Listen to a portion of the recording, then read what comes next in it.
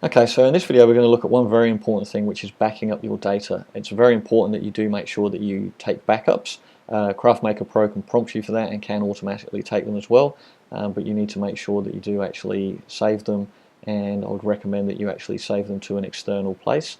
One place that you can do that is in Dropbox, and we do have some details on how to do that as well.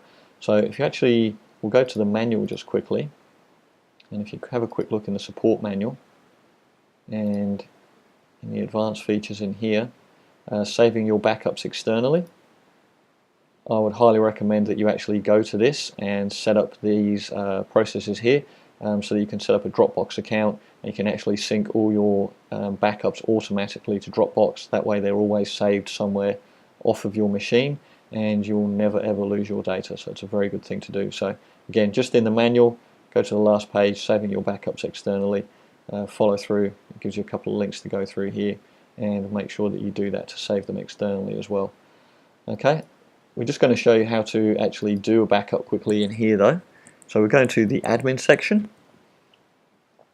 scroll down to the bottom, and we can see these are our backups. So we've got one in here at the moment, big green backup button, so if we click that it'll actually do a backup and automatically perform backups in X number of days. So you can put a number of days in here. So if there hasn't been a backup in whatever number you actually put in here, CraftMaker Pro will do one when you actually close it down, if it's after the number of days that this last one was set to. So, or you can set that to 0 if you don't want this to do that automatically. So just to manually do a backup, it's easy as, we'll just click on backup.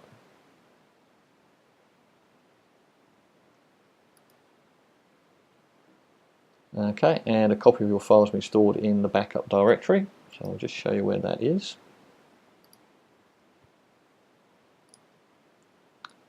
Just drag this other screen over.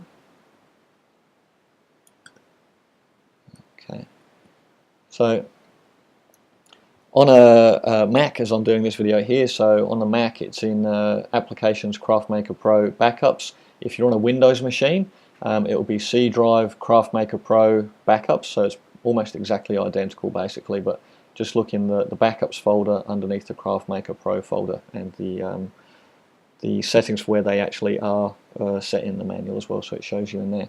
So in the backup section, this is where your backups actually get stored, so it's got the date and you can see the last one that's in there.